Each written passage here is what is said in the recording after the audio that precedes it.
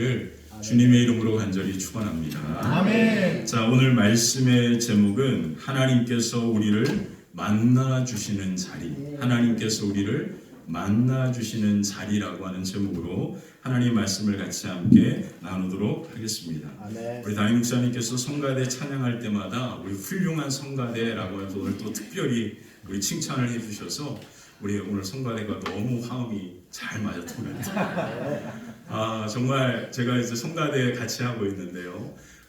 저는 합창단을 했었거든요. 그래서 대학교 다닐 때 합창단을 하고 또 여러 가지 매년마다 공연을 하고 그렇게 시간들을 보내고 아마 거의 한 30년 가까이를 찬양 인도도 하면서 노래도 이렇게 늘 부르면서 있었는데 젊을 때 열심히 하라는 말이 이제 좀 느껴지는 것 같아요. 자꾸 가사가 이게 눈에 자꾸 아른거려요. 저도 이제 이렇게 좀 이렇게 눈이 노안이 되어 가는지 이제 조금 글자가 잘 이렇게 아른거리고 그래가지고 이렇게 음표가 이렇게 잘 눈에 이렇게 안 보여가 정확하게 안 보이고 하는 그런 상태가 되어가는 거 보면서 오늘 찬양하면서 그런 마음이 들더라고요. 역시 젊을 때 힘 있을 때 시간이 있을 때 열심히 하나님의 일도 해야겠구나라는 생각을 죄송하지만 제가 그렇게 하는 시간이었습니다. 감사드립니다. 성경에 보면 하나님께서 우리를 만나주시는 자리가 있습니다. 그 자리가 성경에 처음으로 등장하는데요. 이 자리는 사람이 만든 것이 아닙니다. 바로 하나님께서 모세에게 명령하셔서 내가 이곳에서 너희를 만나주겠다라고 했던 자리가 있는데 그 자리가 바로 성막입니다. 자, 그 성막에 관한 말씀이 이제 오늘 본문 가운데 이제 나타나는 겁니다. 자, 오늘 말씀을 같이 함께 나누기 전에 또 같이 함께 고백하겠습니다. 오른손을 가슴에 얹고 저를 따라서 고백하겠습니다. 우리는 세상에서 가장 존귀하고 보배로운 하나님의 소유입니다. 우리는 하나님의 제사장 나라, 거룩한 백성입니다. 우리 큰 소리로 아멘 하겠습니다. 할렐루야. 하나님은 이스라엘 백성들과 시내산에서 언약을 맺으십니다. 이것을 시내산 언약이라고 합니다. 하나님은 모세를 부르실 때에 시내산 언약에 대하여서 미리 말씀하셨습니다. 그래서 출애굽기 3장에 보면 하나님께서 모세를 콜링하실 때에 그에게 이런 말씀을 하셨는데 출애굽기 3장 11절 12절에 보면 이 산에서 그들이 하나님을 섬기리니 이것이 내가 너를 보낸 증거다라고 하는 말씀을 하십니다. 이미 하나님은요 모세에게 이 시내산에 이르러서 언약을 맺고 하나님 앞에 예배 드릴 것에 대하여 미리 말씀하신 것이죠. 그래서 하나님은 이스라엘 백성들이 그 시내산에서 하나님을 섬기게 될 것이다 라고 말합니다.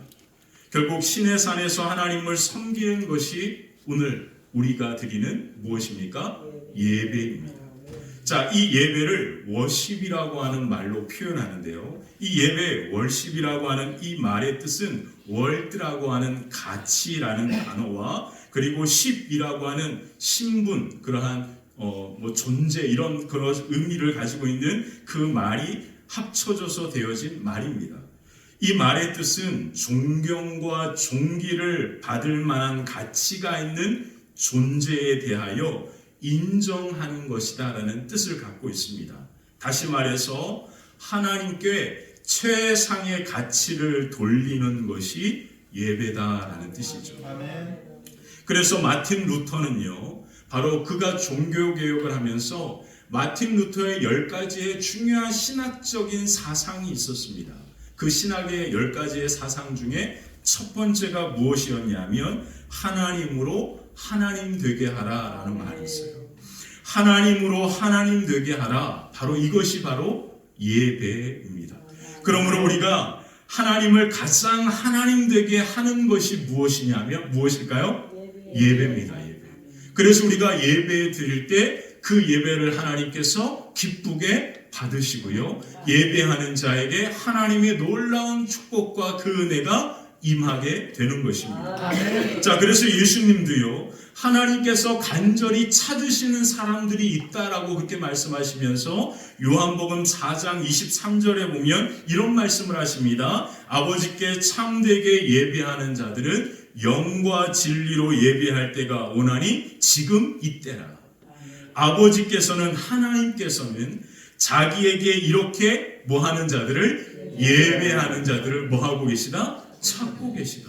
다른 말로 표현하면 뭘까요? 하나님이 가장 기뻐하는 것이 예배라는 뜻입니다.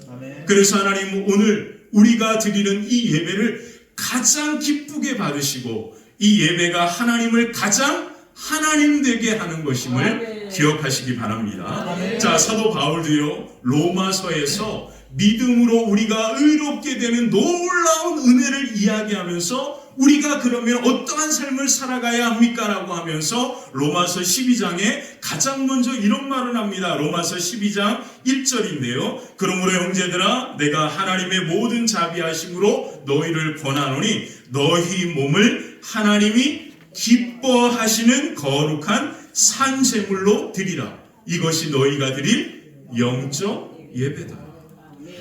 우리의 삶 전체를 하나님이 기쁘시게 받으시는 거룩한 예배로 드리라고 그렇게 이야기하고 있습니다. 그러므로 예배는 우리가 하나님을 가장 하나님 되게 하고 우리의 삶에 가장 가치 있는 것이 무엇일까요? 예배입니다. 그래서 오늘 여러분들은 인생의 가장 가치 있는 시간을 보내고 있는 거거든요. 그래서 여러분들이 지금 예배하는 순간 하나님께서 우리의 예배를 기쁘게 받으시고 하나님의 놀라운 은혜와 축복의 역사가 저와 여러분들의 마음과 심령 위에, 가정 위에, 기업 위에 가득하게 되시기를 주님의 이름으로 간절히 축원합니다. 아멘. 이 예배드리는 장소가 어디였습니까? 성막입니다. 성막. 그래서 하나님은 모세에게 성막을 만들라고 그렇게 이야기하면서 오늘 말씀이 시작이 되는 거예요. 출애굽기가 전체가 40장인데요. 출애굽기 40장은 크게 두 부분으로 나누어집니다. 1장부터 18장까지 하나님께서 이스라엘 백성들을 종되었던 애굽에서 구원하여 내시는 구원의 놀라운 역사를 담고 있는 이야기고요. 그리고 19장에서 하나님은 이스라엘 백성들과 시내산에서 시내산 언약을 맺으십니다. 그리고 하나님은 모세를 시내산 위로 부르시는 거예요. 하나님의 산으로 부르셔서 모세가 40일 동안 금식하면서 하나님은 그 모세에게 두 가지를 주십니다. 첫 번째는 우리가 지난주에 나누었던 십계명 두 돌판을 주시고요. 그리고 또 한 가지가 무엇이냐면 바로 성막에 대하여 모세에게 자세하게 알려주십니다. 그리고 나서 모세는요, 그 하나님의 말씀대로 십계명 돌판을 가지고 내려오게 되죠. 그때 우상을 섬기는 엄청난 죄악이 일어나면서 하나님과 맺었던 언약이 이스라엘 백성들의 죄악으로 말미암아 깨지게 되는 거예요. 그런 엄청난 일들이 일어나면서 하나님께서 이스라엘 백성들을 진멸하겠다라고 했을 때 모세가 중보의 기도를 드립니다. 차라리 저를 하나님의 생명책에서 제 이름을 지워버리시고 이들의 죄악을 용서해 주십시오. 모세의 그 중보 기도를 통하여 하나님은 다시금 이스라엘 백성들과 그 깨진 언약을 허락하십니다. 그리고 모세가 한 일이 뭐냐면 하나님이 말씀하신 대로 성막을 만드는 일이 이루어집니다. 그게 바로 출애굽기 19장에서부터 20장에서부터 40장까지의 내용을 담고 있습니다. 그러므로 출애굽기는요, 어떻게 보면 바로 하나님께서 시내산 언약을 통하여 이스라엘 백성들에게 하신 십계명 말씀과 성막을 만드는 것으로 이루어진 겁니다. 그래서 성막을 만드는 이 사건은 엄청나게 중요한 것이죠.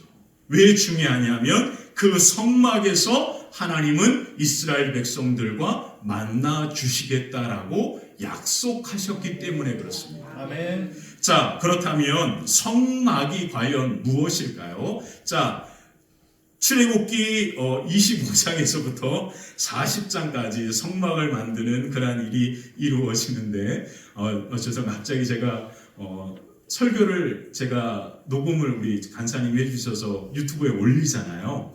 그 설교를 올릴 때 저도 설교를 매주 이제 몇 번씩 듣거든요. 설교를 제가 제 설교를 듣는 것만큼 정말로 쑥스러운 일은 없어요. 근데 설교를 제가 또 들어야 성도님들의 마음을 이해하고 또 제가 고쳐야 될 게 무엇이 있는가를 또 발견하게 되잖아요. 저도 이제 공부하는 입장이니까. 그래서 좋은 설교자가 되기 위해서 저도 이 설교를 계속 반복해서 듣습니다. 제가 설교를 듣다가 두 가지를 제가 발견했는데 그게 뭐냐면 제가 설교 중에 자꾸 자 이런 말을 많이 하더라고요. 그래서 오늘 갑자기 제가 또 자라는 말을 절대 안 해야지라고 생각하고 왔는데 또 갑자기 그 말을 해서 제가 갑자기 웃음이 나가지고 웃은 거고요. 제가 설교를 듣다 보니까 우리 성도님들 설교 듣는 그 시간이 정말 괴로우실 것 같더라고요. 설교가 좀 재미있고 해야 되는데 이게 설교가 너무 이렇게 좀 지루하다. 제가 들으니까 제 느낌에 지루하다라는 그런 느낌이 들어가지고 제가 성도님들을 다시 한번 너무 감사하다 우리 성도님들 이런 설교를 이렇게 듣고 계시고 또 유튜브에 보니까 조회수가 나오잖아요. 또 이걸 또 조회수대로 듣는 분들까지 있으니 얼마나 이 감사한 일인지 정말 감사드립니다. 정말 너무 감사드려요. 자 이제 자, 성막 사진 한번 보여주세요. 성막. 자, 이런 성막을 짓게 하신 겁니다. 이 성막의 길이, 그러니까 저기 연기가 나오는 저것이 바로 지성소와 성소가 있는 성막입니다. 그리고 옆에 하얗게 쳐져 있는 저것이 바로 뜰이라고 하는 거예요. 그래서 성막과 뜰을 합쳐서 전체가 이제 성막으로 그렇게 이루어져 있는데요. 저 연기가 나는 성막의 길이는 30규빗이라고 하니까 약 13.5m입니다. 지금 우리 이 성전보다 작은 규모예요. 그리고 폭이 4.5m니까 그렇게 크지 않는 구조를 갖고 있습니다. 그리고 저 흰천으로 되어 있는 저 뜰이 바로 100규빗이니까 45m고요. 폭이 50규빗이니까 22.5m. 그래서 우리 성도님들이 잘 이해할 수 있는 평수로 계산하면 300평입니다. 300평. 또 기도 제목이 생겼어요. 하나님 우리 화평교회가 300평의 교회를 질 수 있도록 그렇게 해달라고 우리 함께 기도했으면 좋겠습니다. 자, 성막이 무엇이냐면 세 가지 중요한 의미가 있습니다. 이것만 아시면 돼요. 첫 번째는 뭐냐면 저 성막이 무엇이냐면 첫 번째 하나님께서 거하시는 곳입니다. 그래서 출애굽기 25장 8절에 보니까 성경에 이런 말씀이 나옵니다. 내가 그들 중에 거할 성소를 그들이 나를 위하여 짓게 하라. 하나님께서 거할 장소가 바로 성막이라고 하는 거예요. 자, 두 번째, 성막은 하나님께서 만나주시고 예배하는 곳입니다. 그래서 출애굽기 25장 22절에 보니까 이런 말씀이 나오는 겁니다. 이 22절 한번 읽어볼까요? 함께 읽겠습니다. 거기서 내가 너와 만나고 속죄소 위에 곧 증거계 위에 있는 두 그룹 사이에서 내가 이스라엘 자손을 위하여 내게 명령할 모든 일을 내게 이루리라. 하나님께서 성경에서 내가 이스라엘 백성들과 만나주겠다라고 하는 장소는 성막밖에 없습니다. 기억하셔야 합니다. 하나님이 우리를 만나주시는 장소, 그곳이 바로 성막이라고 하는 곳인데요. 그 성막에서 하나님이 이스라엘 백성들과 만나주시고 또 무엇을 이야기하십니까? 내게 그들에게 말씀을 선포하겠다라고 이야기합니다. 자, 그 성막이 바로 하나님과 만나고 예배하는 장소라는 뜻이죠. 자, 또 잘하고 있네요. 자, 또 그걸 해요. 큰일 났네 이거. 큰일 났네 이거. 고쳐야 되는데. 좋은 설교자가 되려면 이런 거 하면 안 되는데. 자, 성막은 예수 그리스도와 교회를 상징합니다. 우리에게 이것이 가장 중요한 의미인 거예요. 성막을 이해할 때 우리에게 가장 중요한 것은 뭐냐면 성막의 재료와 건축의 과정, 그것에 담겨있는 의미를 우리가 생각하는 것이 중요합니다. 그래서 예수님은 요한복음 2장 19절에 예수님이 예루살렘 성전, 성막 다음에 성전 시대가 되었잖아요. 그 성전을 바라보면서 예수님이 뭐라고 말씀하셨냐면 너희가 이 성전을 헐라 내가 사흘 동안에 일으킬 것이다 라고 그렇게 말씀하십니다. 그러면서 요한복음 2장 21절 22절에 보니까 그 성전 성막의 의미에 대하여 예수님은 이렇게 말씀하시는데 성경은 이런 말을 합니다. 21절 22절 한번 읽어볼까요? 그러나 예수는 성전된 자기 육체를 가리켜 말씀하신 것이냐 죽은 자 가운데서 살아나신 후에야 제자들이 이 말씀하신 것을 기억하고 성경과 예수께서 하신 말씀을 믿었더라. 아멘. 하나님께서 만나주시는 성막, 그것이 오늘 우리에게 무엇입니까? 예수 그리스도죠. 교회는 무엇입니까? 그리스도가 머리가 되시고 그리스도의 몸이 교회잖아요. 그러므로 교회는 예수님의 몸인 겁니다. 자, 그러므로 하나님께서 만나주시는 곳이 어디일까요? 바로 교회, 그리고 예배 자리가 되는 거죠. 교회 예배 자리가 하나님께서 성경에서 만나주시겠다라고 말씀하신 곳이고 또 하나님은 이 교회 예배에서 우리에게 하나님의 말씀을 선포하는 거죠. 그래서 히브리서 10장에 이런 말씀을 하는 겁니다. 그러므로 형제들아 우리가 예수의 피를 힘입어 성소에 들어갈 담력을 얻게 되었다. 그러므로 오늘 우리가 예수의 피를 힘입어 하나님 앞에 나아가 예배를 통하여 우리는 하나님을 만나고 하나님의 말씀의 은혜가 우리 가운데 선포되어질 때 그 말씀이 살아있어 저와 여러분들의 마음과 심령 위에 생명을 허락하시고 놀라운 은혜와 축복 가운데 세워지는 역사가 저와 여러분들의 걸음과 가정 위에 가득하게 될 줄 믿습니다. 자, 그래서 하나님께서 우리를 만나주시는 성막을 통해서 오늘 우리가 어떻게 예배해야 하는지 함께 살펴보면서 말씀을 나누겠습니다. 첫 번째, 하나님의 방법을 따라 기쁨으로 헌신하는 예배입니다. 우리가 예배를 드리는데 예배를 준비하고 드리는 그 모든 것이 하나님께서 하신 말씀을 따라 하나님의 방법에 따라 나아가야 한다라는 뜻이에요. 자, 모세가 40일 동안 산 위에 머물면서 성막에 대한 이야기들을 하나님께서 모세에게 하십니다. 그 말씀에 보면 우리가 어떤 마음으로 예배를 준비하고 어떤 마음으로 예배하는지에 대하여 말씀합니다. 자, 첫 번째가 뭐냐면 기쁜 마음으로 드리는 헌신에 대하여 이야기합니다. 그래서 출애굽기 25장 2절에 보니까 가장 먼저 성막을 준비할 때 하나님은 모세에게 이스라엘 백성들에게 예물을 가져오라, 성막을 지을 재료를 가져오라 그렇게 이야기합니다. 그러면서 뭐라고 이야기하냐면 그들이 기쁜 마음으로 내는 자가 내게 바친 모든 것을 너희가 받을 것이다 그렇게 말합니다. 여기서 가장 중요한 말이 뭘까요? 기쁜 마음으로 내는 자라는 말입니다. 성막을 세우는 예물이 많고 적음이 중요한 것이 아닙니다. 가장 중요한 것은 그 마음인데 그 마음이 어떤 마음이어야 한다고요? 기쁜 마음으로 하는 그 자, 그 사람이 내는 그것을 가지고 성막을 만들어라 그렇게 이야기합니다. 결국 우리의 예배의 출발이 어떤 마음이 되어야 합니까? 기쁜 마음으로 예배 가운데 나와야 하는 거죠. 그래서 사도 바울은 고린도후서 9장 7절에 이런 말을 합니다. 하나님은 즐겨내는 자를 사랑하신다.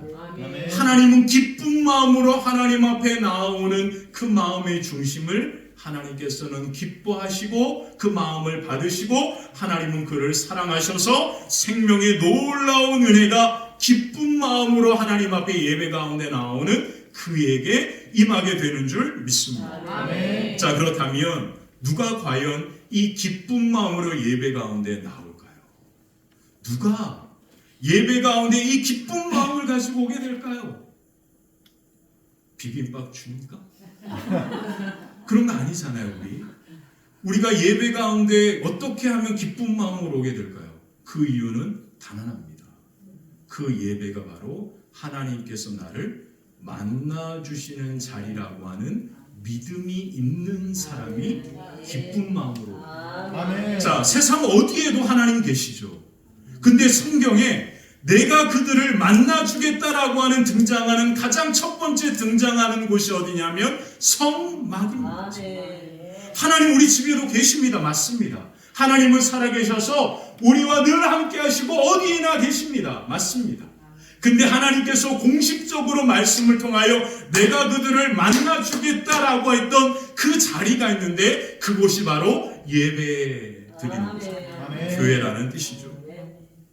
그래서 우리 성도들은요, 이 교회관이 분명해야 합니다. 코로나를 지나면서 우리는 온라인 예배라고 하는 것을 경험했습니다. 그래서 많은 성도들이 많은 교회가요, 지금 이 온라인 예배를 한 2년 정도 드렸잖아요. 그러니까 아직도 성도들 가운데 교회 공동체로 예배 가운데 나아오지 못하는 모습들이 많이 있다라는 이야기들을 듣습니다. 오늘 우리는 하나님께서 성경 가운데 명확하게 내가 너와 만나주는 공식적인 하나님이 말씀하신 자리가 있는데 그것이 바로 성막이고 그것이 바로 우리가 드리는 이 예배고 그것이 바로 화평재단이다라고 하는 사실을 하나님은 오늘 말씀을 통하여 우리에게 말씀하고 있습니다. 이 믿음이 있을 때 우리는 이곳에 올 때 뭐가 있는 거예요? 기쁜 마음이 시작되는 거죠. 왜요? 내가 그 예배에 가면 누구를 만나게 되니까 하나님을 만나요. 이 믿음으로 나오는 그 예배가 우리로 하여금 기쁜 마음을 일으키는 겁니다. 아, 내가 기쁘게 가야지 할렐루야 그렇게 우리가 결정하고 결단해서 가는 게 아니고요. 아, 그 예배에 하나님께서 나를 만나주시지. 그래서 그 믿음이 있을 때 우리의 마음에 뭐가 솟는 거예요? 기쁜 마음이 솟아나는 거예요. 오늘 이 자리에 이곳에 올 때 가장 무거운 마음으로 온 사람이 누군지 아십니까? 접니다. 저는 여러분들께 설교를 하는 입장이잖아요. 저는 목사지만 지금도 늘 생각하는데 설교 안 하는 게 제일 좋은 목사인 것 같아요. 설교만 안 하면 너무 좋겠어요. 근데 목사에게 설교하는 사명이 있기 때문에 이 설교를 하지 않습니까? 설교할 때 설교가 그냥 되면 얼마나 좋아요. 그냥 뭐 앉으면 그냥 자판 위에 손만 얹으면 쫙 막 그냥 써져가지고 설교가 쫙 나오면 얼마나 좋습니까? 읽고 또 읽어도 마음에 차지하는 거예요. 내 마음에. 그러면 또 고민하면서 또 생각하면서 그렇게 하루 종일 씨름하면서 그렇게 아침까지 오늘 아침 출발하기 전까지 설교문을 보다가 또 설교하러 올 때서는 1시간 걸리잖아요. 1시간 동안 또 설교를 머릿속으로 이렇게 막 생각합니다. 오늘 가면 절대 설교 가운데 잘하는 말을 하지 않을 거야. 이런 생각을 하면서 오는 거예요. 어떤 그런 모든 이제 제가 이거를 시뮬레이션을 하는 겁니다. 1시간 동안 기도하면서 그렇게 운전하면서 오는 겁니다. 얼마나 마음이 그렇게 오늘 설교 말씀 딱 이게 준비하면서 어떤 마음이 들었냐? 아, 나도 이곳에서 누구를 만나는 거예요? 하나님. 내가 설교하는 입장으로 오면 이곳이 얼마나 힘든 곳이에요. 근데 나도 이 예배 가운데 누구를 만납니까? 하나님을 만나는 거예요. 그래서 그 믿음이 있으면 내 안에 뭐가 솟습니까? 기쁨이 임하게 됩니다. 그 기쁜 마음으로 우리가 예배 가운데 나와야 할 줄 믿습니다. 자, 두 번째, 기쁨의 마음 위에 헌신의 걸음이 있어야 돼요. 기쁜 마음으로 왔습니다. 그리고 끝나면 안 됩니다. 그 마음 위에 반드시 우리는 헌신의 걸음으로 나아가야 합니다. 3절부터 7절에 보니까 이스라엘 백성들이 드려야 할 예물에 대하여 이야기합니다. 그리고 그 예물은 우리의 것이 아니라 하나님의 것임을 인정하게 만드십니다. 하나님께서 이스라엘 백성들에게 예물을 가져오라고 말씀하신 이유는 뭐냐면 그 모든 것이 너의 것이 아니라 내 것이다라고 하는 믿음의 헌신을 요구하신 거예요. 자, 우리가 찬송합니다. 우리가 하나님 앞에 예물을 준비하여 드립니다. 그리고 말씀을 듣습니다. 이 모든 것은 뭐냐면 우리의 삶의 모든 것이 다 누구에게로부터 왔어요? 하나님께로부터 왔고 이 모든 것이 다 하나님의 것임을 인정하는 가운데 있는 거예요. 그래서 제가 여러분들과 예배 드릴 때 찬송할 때 박수 치라고 하는 것 그리고 우리가 예배 끝나고 봉헌할 때 일어나라고 하는 이 모든 것들 그리고 우리가 사도신경을 고백하고 그리고 함께 말씀을 듣는 이 모든 과정들은 다 우리의 삶의 모든 것이 다 하나님의 것임을 인정하는 헌신의 걸음들입니다. 이 헌신의 걸음들을 통해서 바로 하나님께서 우리의 예배를 기쁘게 받으시는 것이죠. 자, 세 번째, 하나님의 방법을 따라 우리는 예배해야 하는데요. 그래서 출애굽기 25장 9절에 보면 성막을 모세가 마음대로 지은 게 아니에요. 하나님께서 성막을 어떻게 지어야 하는지에 대하여, 그것에 대하여 이렇게 말씀하십니다. 우리 9절을 한번 읽어볼까요? 9절입니다. 함께 읽겠습니다. 무릇 내가 내게 보이는 모양대로 장막을 짓고 기구들도 그 모양을 따라 지을지니라. 하나님은 성막에 대한 구체적인 설계도를 모세에게 보여주십니다. 그리고 매우 구체적으로 그것의 재료와 방법과 모양까지도 다 세세하게 말씀하십니다. 우리가 예배하는 것은요, 바로 우리의 감정과 생각을 따라 예배하는 것이 아니라 하나님께서 우리에게 말씀하신 그 말씀을 따라 예배해야 하는 겁니다. 아멘. 그렇다면 오직 하나님의 방법을 따라 예배하는 것이 과연 무엇일까요? 그것이 바로 요한복음 4장에 예수님께서 수가성 여인에게 하신 말씀에 나옵니다. 수가성 여인이요, 남편이 5명이나 있었는데도 그 남편들로 그 삶이 넉넉지 않습니다. 그래서 사람들의 눈을 피해서 한낮에 사람들이 없는 그때에 물을 기르러 그 우물가에 오는 거예요. 그리고 예수님은 그 여인을 만나기 위하여 그곳에 찾아가십니다. 그리고 그 여인과 만남이 이루어지고 예수님과 그 여인의 만남을 통하여 그 여인이 놀랍게 그 마음의 상처와 아픔들이 치유되고 회복되는 것을 경험합니다. 그때 그 여인이 하나님 앞에 내가 그 은혜를 받은 그 은혜를 하나님 앞에 예배드리고 싶은 마음이 있는데 어디에서 우리가 예배를 드려야 합니까? 라고 물었을 때 예수님은 그 여인에게 이런 말씀을 하시는 거예요. 요한복음 4장 23절을 우리 같이 한번 읽어볼까요? 23절입니다. 시작. 아버지께 참되게 예배하는 자들은 영과 진리로 예배할 때가 오나니 곧 이때라. 아버지께서는 자기에게 이렇게 예배하는 자들을 찾으시느니라. 아멘. 아멘. 자, 영과 진리로 예배한다. 이것을 다른 말로 표현하면 무엇입니까? 믿음으로 하나님 앞에 예배하는 겁니다. 어떤 믿음이요? 이 예배의 자리에 비록 우리가 주변에 이렇게 우리가 앉아 있는 것이 아니라 이 예배의 자리에 누가 함께 하신다? 하나님이 함께 하신다는 믿음. 하나님께서 예배를 통하여 나를 만나 주신다라고 하는 믿음. 하나님께서 이 예배를 통하여 나에게 하신 말씀을 선포하신다라고 하는 믿음.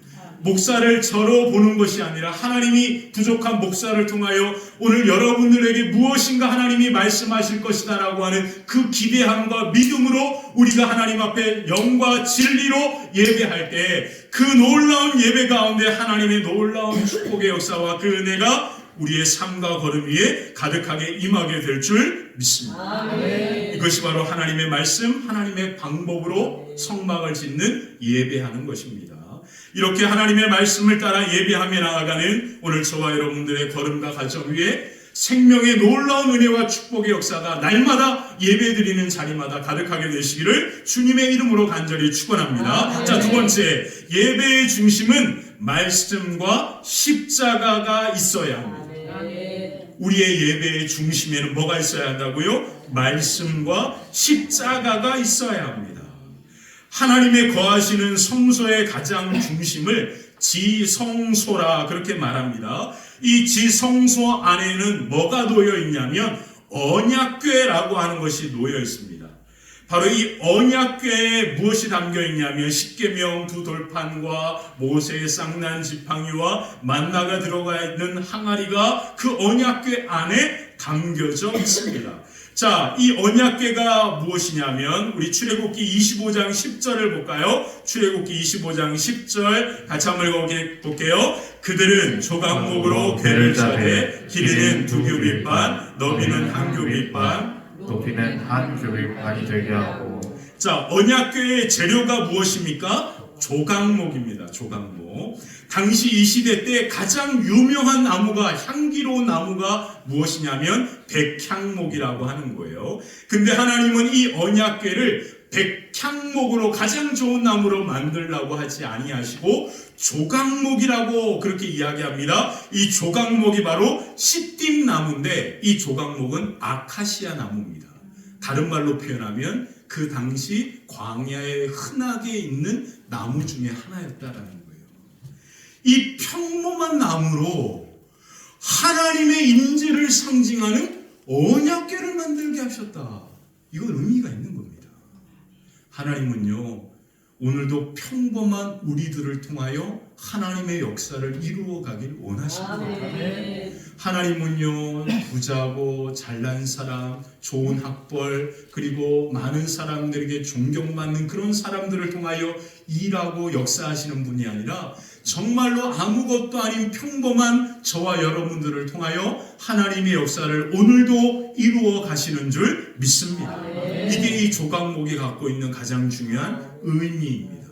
그러므로 비록 우리가 평범하다고 할지라도 우리가 하나님을 예배 가운데 만나고 그 하나님의 말씀이 선포되어질 때 그 말씀으로 우리의 가슴을 가득 채우기만 하면 하나님의 역사가 우리의 삶과 걸음을 이끌어가고 우리를 통하여 하나님의 놀라운 역사가 우리의 가정과 삶 위에 임하게 되는 것이죠.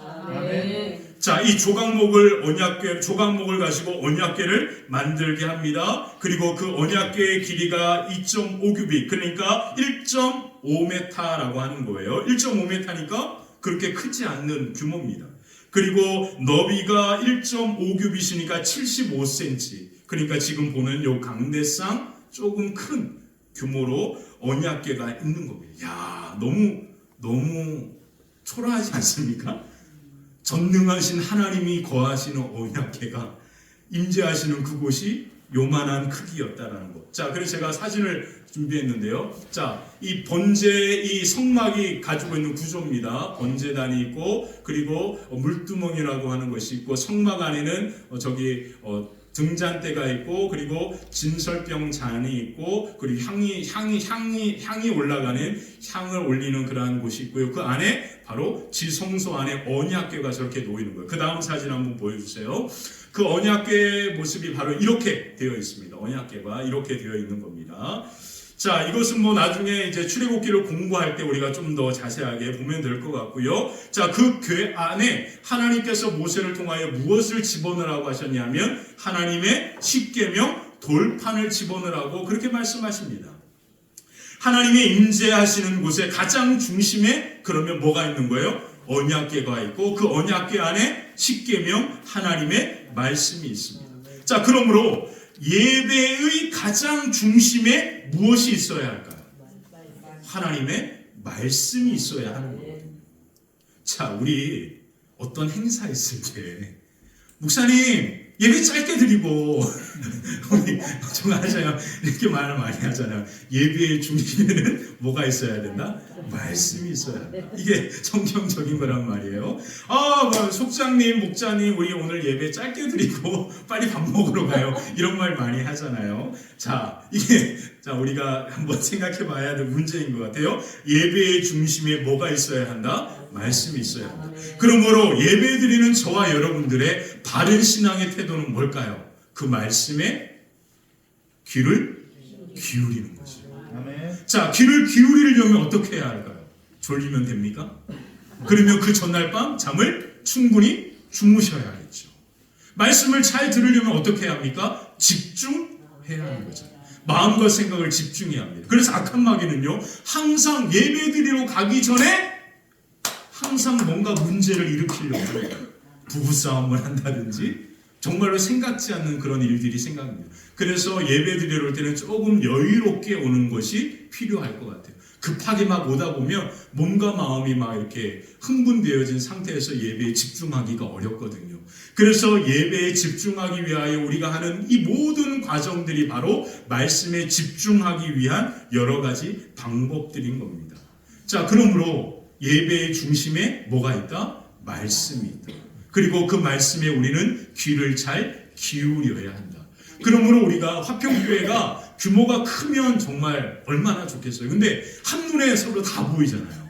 그러니까 누가 뭐하고 하는지 이게 다 이렇게 보이니까요. 서로 간에 예배를 잘 드릴 수 있게 하기 위하여 우리가 서로를 위하여 배려하면서 이와 같이 하는 그 모든 것들이 바로 우리가 예배를 잘 드리고 집중하는 바른 태도다라고 볼 수 있는 겁니다. 자, 말씀은 누가 전합니까? 앞에 목사라고 하는 도구, 저는 도구에 불과한 거예요.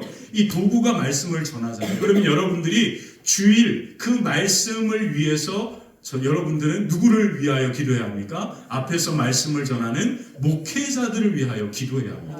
그래서 강단에서 생명수가 흘러가야 하는 거예요. 그래서 목회자가 영적인 싸움이 얼마나 심한지 얼마나 어려운지 모릅니다. 그래서 우리 담임 목사님과 말씀 전하는 목사들, 목회자 우리 전도사님 그리고 목자들을 위해서 여러분들이 같이 함께 기도해야만 여러분들의 그 은혜가 흘러가게 되는 줄 믿습니다. 자, 두 번째 속죄소입니다. 속죄소. 자, 속죄소가 뭐냐면 바로 이 언약궤를 덮는 지붕을 이야기하는 덮는 거예요.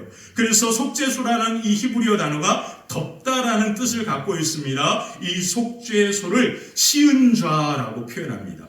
이 시은좌라고 하는 이 말의 뜻은 뭐냐면 은혜를 베푸는 자리라는 뜻을 갖고 있어요. 그래서 루터는요, 저기 사진 한번 보여주세요. 이 속죄소, 이렇게 천사의 날개로, 구름 날개로 이렇게 덮고 있는 저 뚜껑을 가리켜서 속죄소라고 표현하는 거예요. 이 속죄소가 시은좌인데 은혜의 자리라고 하는 거예요. 그래서 루터는 이 속죄소를 가리켜서 은혜의 보좌다라고 표현합니다. 자, 이 속죄소가 있는 지성소를 하나님을 만나는 그곳을 이스라엘 백성들이 누구나 언제나 들어갈 수 있는 게 아니었어요. 이곳은 딱 한 사람만이 들어갈 수 있는 1년에 한 번 들어갈 수 있는 겁니다. 누구를 만나기 위해서? 하나님을 만나고 그 말씀을 듣기 위해서. 1년에 한 번 7월 11일 대속죄일 날 오직 대제사장만이 이 언약궤 앞에 들어가는 거예요. 모든 이스라엘 백성들이 다 이 언약궤에 들어가는 것이 아닙니다. 바로 1년에 딱 한 번 대제사장만이 이 속죄소에 들어가게 되는 겁니다.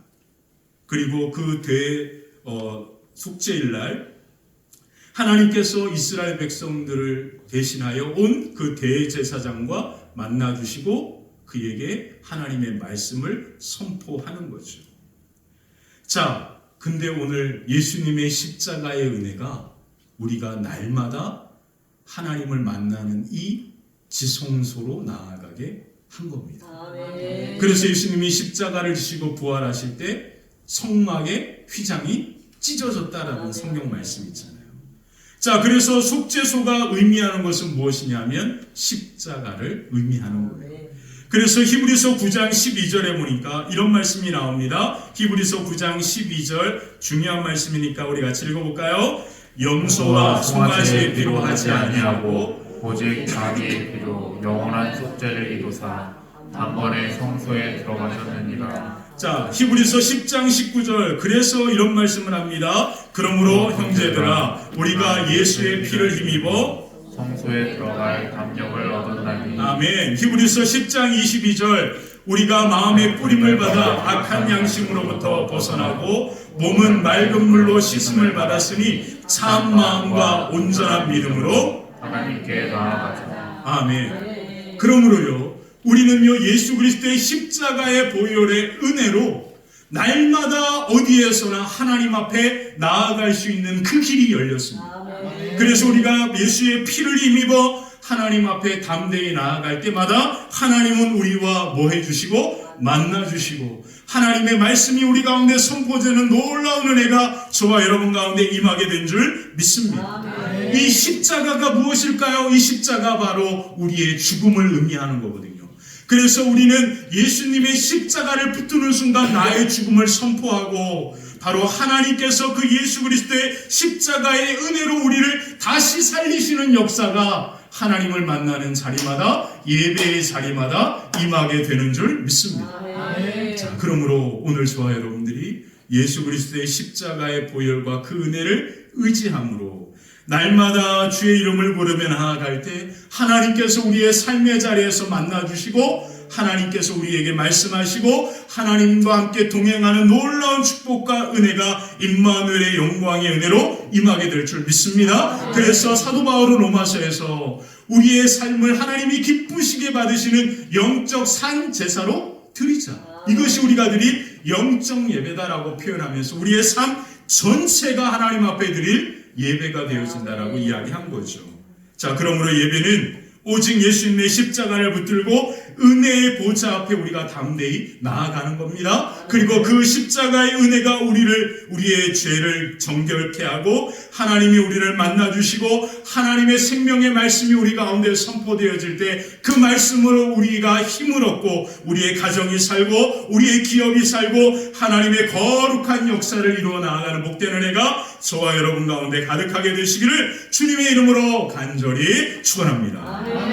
우리 함께 찬양하겠습니다. 우리 함께 우리 예배자 함께 찬양하면서 준비하신 헌금 드리겠습니다.